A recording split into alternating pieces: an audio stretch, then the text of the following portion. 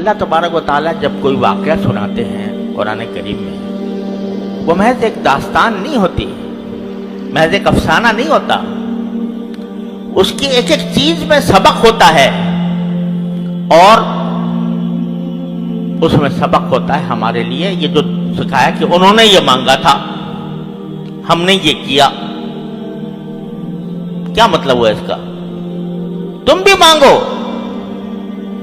تم بھی ہم سے اسی طرح مانگو، اور جہاں تمہیں دشواریاں پیش آ رہی ہوں اور تمہارے سامنے رکاوٹیں ہوں دین پر چلنے کے لیے، تو وہاں ہمیں پکارو، ہم سے مانگو، یہی مانگو، ربنا آتنا من لدنک رحمتا وہیئ لنا من امرنا رشدا۔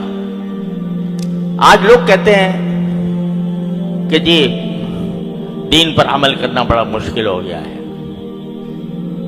سارا معاشرہ بگڑا ہوا ہے، رشوت کا بازار گرم ہے، ہم کاروبار کریں تو کیسے کریں، بغیر رشوت کے کام نہیں ہوتا، ہم بازار میں نکلتے ہیں، گھر سے باہر نکلتے ہیں تو نگاہوں کو پناہ نہیں ملتی، اور نگاہوں کو کیسے بچائیں؟ مجلسوں میں بیٹھتے ہیں تو غیبتیں شروع ہو جاتی ہیں، کیسے بچائیں جبکہ پوری مجلس جو ہے وہ غیبتوں سے گرم ہے؟ کیسے بچائیں؟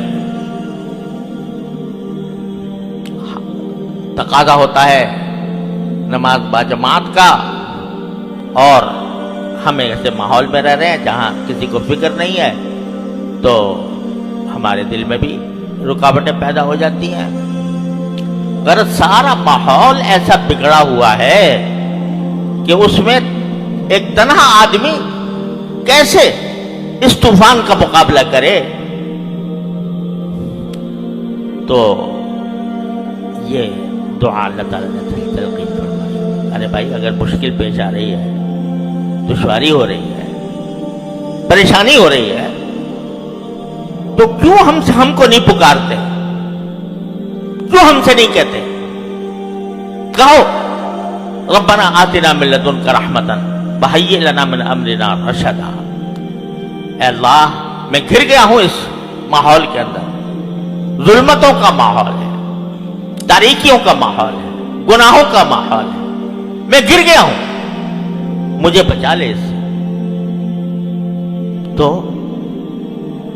آپ مانگو گے، صدق دل سے مانگو گے، اخلاص کے ساتھ مانگو گے، تو ممکن نہیں ہے کہ رد ہو جائے۔ کوئی دعا اگر آدمی دنیا کے کسی مقصد کے لیے مانگتا ہے نا، یا اللہ مجھے فلاں ملازمت دے دے، فلاں منصب دے دے، تو وہ ضروری نہیں ہے کہ تمہیں وہ مل جائے۔ کیوں؟ اس لیے کہ جب اللہ تعالیٰ دیکھتے ہیں کہ اس بندے کو اگر یہ منصب دے دیا تو یہ اس کو خراب کرے گا، اس کے اندر تکبر پیدا ہو جائے گا، یہ دوسروں کے ساتھ ظلم کرے گا، نہیں دیتے اللہ میاں۔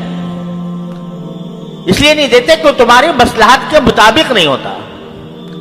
لیکن اگر تم اللہ سے دین مانگو، صلاح مانگو، گناہوں سے بچنے کی توفیق مانگو، طاعات اور عبادات کی عمل کرنے کی توفیق مانگو، اور صدق کے دل سے مانگو، تو کیا وجہ ہے کہ اللہ میاں کو دشمنی ہے تمہارے ساتھ اللہ میاں کو؟ تو اس لیے یہ سبق دیا جا رہا ہے کہ جب جس طرح وہ گر گئے تھے دقیانوس کی سلطنت میں، کفر و شرک میں گر گئے تھے، موت سامنے کھڑی ہوئی تھی، لیکن انہیں ہمیں پکارا، ہم نے ان کو اس طرح معجزانہ انداز میں اس ظلم و ستم سے بچا لیا۔ تو اس لیے جب کبھی یہ شیطان کا دھوکہ دل میں آئے کہ بھائی اگر بعض لوگ کہتے ہیں کہ جی اگر ہم صحابہ کرام میں کے زمانے میں پیدا ہوتے تو پھر ہمارے لیے دین پر چلنا آسان ہو جاتا، لیکن ہم تو ایسے 21ویں صدی میں پیدا ہوئے ہیں جہاں ہر طرف ظلمتیں بکھری ہوئی ہیں، تو کیسے دنیا سے لڑائی مول لیں؟ تو ہمارے حضرت والا فرمایا کرتے تھے، اللہ تعالیٰ ان کے درجات بلند فرمائے، کہ ذرا تصور کرو کہ میدان حشر سجا ہوا ہے اور اس میں اللہ تبارک و تعالیٰ کے سامنے تم پیش ہوئے ہو، تم سے سوال ہو رہا ہے کہ تم نے دین کے فلاں حکم پر کیوں نہیں عمل کیا تھا، فلاں گناہ کا کیوں ارتکاب کیا تھا۔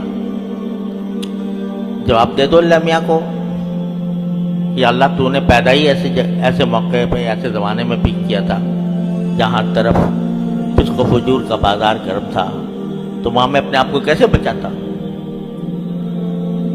تو اللہ تعالیٰ اس کے جواب میں اگر یہ فرمائے کہ اگر تمہیں مشکل پیش آ رہی تھی مجھ سے کیوں نہیں مانگا، میں نے جگہ جگہ قرآن کریم میں فرمایا ان اللہ علی کل شیء قدیر، کیا میری قدرت پر بھروسہ نہیں تھا، کیا میری رحمت پر بھروسہ نہیں تھا، کیوں نہیں مانگا مجھ سے اخلاص کے ساتھ، کیوں نہیں مانگا؟ مزید اصلاحی تو جواب ہوگا ہمارا YouTube channel voice of Islam